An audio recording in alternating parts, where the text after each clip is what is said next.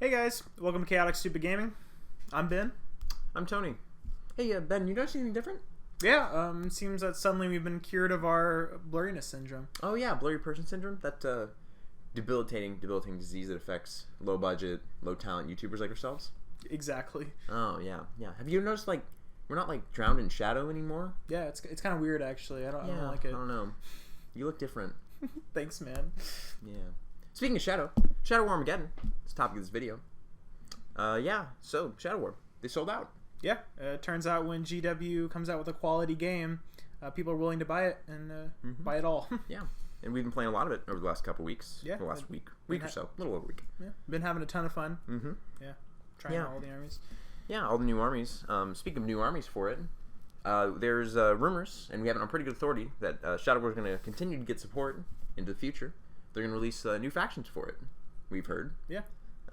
Sisters of Silence and Custodes is what we've heard for sure.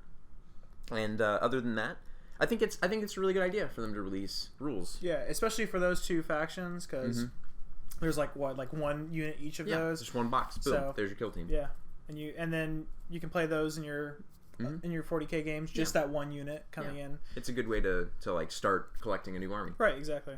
Or if you just want to own a couple Chaos Space Marines and some cultists. Yeah.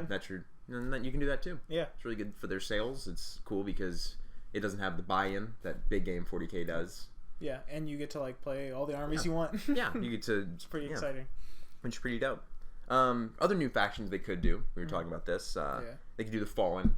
Yeah, that'd be cool. That'd be cool, very flavorful faction. Right.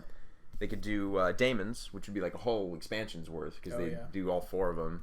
Right. And that would be very interesting. There'd be a lot of diversity in that faction, which I think would be cool. Sisters of Battle, it's a pretty obvious one. Yeah, that's okay. That'll be going. All of the Imperial Agents. Pretty much everything Imperial Agents. Oh, they already have Grey Knights. They do. Rules. They do. 3 to 5 models. Yeah. In your whole kill team, which you struggle to get 4. Yeah. With the points. Inquisition would be another really cool one. I think that would be fun. That'd be a really cool one. And it's the same thing as Sisters of Silence and Custodes. Is I want to have Inquisition, but I can't really find a way to fit it in my army. Yeah, it's hard to justify outside of one model for the servo skulls. Playing just a unit of some assassins. Oh yeah, it'd be super. It'd be super customizable. Yeah, it'd be pretty fun. Inquisitor and his warband. Some weaponsmiths in there. Yeah, as some well. Joker. Yeah. Space orangutans. Yeah, I think that would be super cool, and I would definitely play that. They could do that. They could do all of the old gangs are actually still playable. Yeah. So if you want to the rules are so close to the old ones that you can just take the old gang data sheets, straight rip them and play them. Yeah, there's nothing required. Arbitus. Yeah, they're Arbites. All the other random houses. Yeah, you can play all of those still. Rats. Yeah, the Ratkin. Yeah, the Ratkin. The Spire Hunters, or whatever they are, the rich people who just go down to the Underhive and just kill poor people for fun. Yeah. It's pretty great. I think maybe we'll see rules for Thousand Suns as well, a little bit more specialized. Right. Yeah. They could do that. You could do a sorcerer, or maybe just probably a sorcerer. I think I could do that for every Chaos Space Marine faction and every Space Marine faction. Corn, you get some Zerkers and.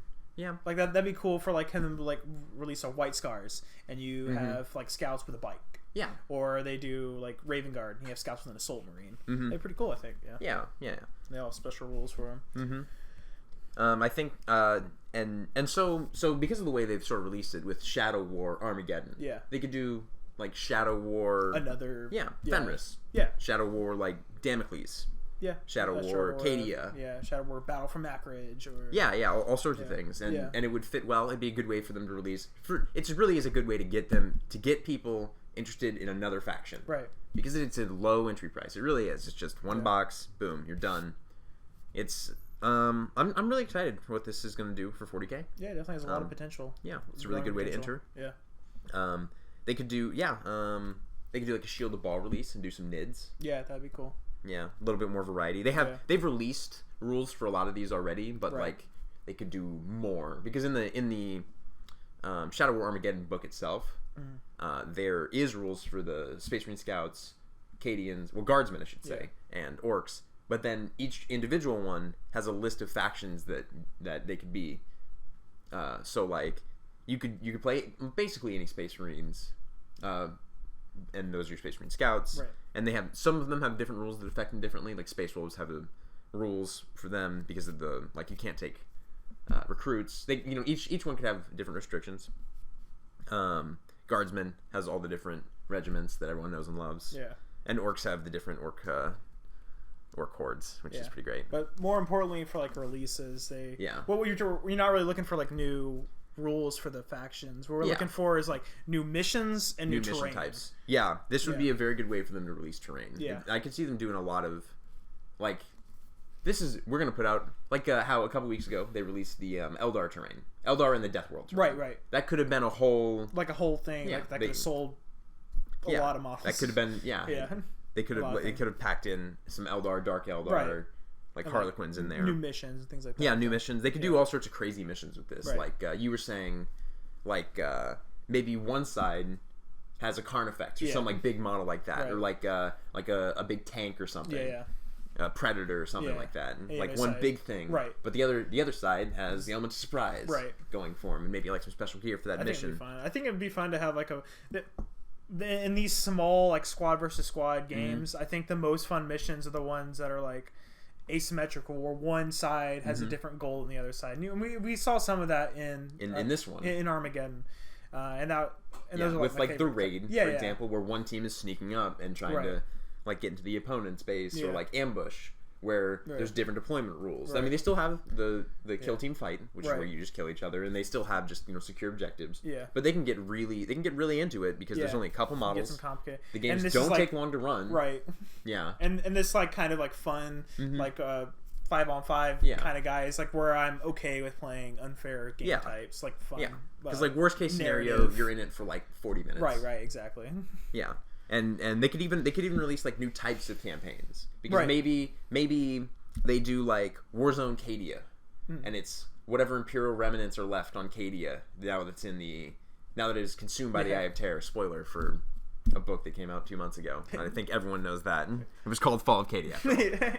But like you have like an Imperial force and you're trying to avoid daemons and like fight with other Imperials for what resources are left. They could do some kind of like different rules for that, because maybe you're not looking for a Prometheum, or I know old Necromunda had different factions had slightly different rules for the campaign, so they could do something like that. Yeah. I think that would actually be really cool. Yeah. I think that's it's gonna be pretty much it for our sort of coverage of this. We're gonna keep playing it for sure. Yeah, definitely. Yeah, get with your so yeah, because the rules are sold out. They GW has said that they are looking into releasing just the rulebook on its own, because there's a lot of demand for it. There's way more demand for it than they ever thought, apparently. Yeah.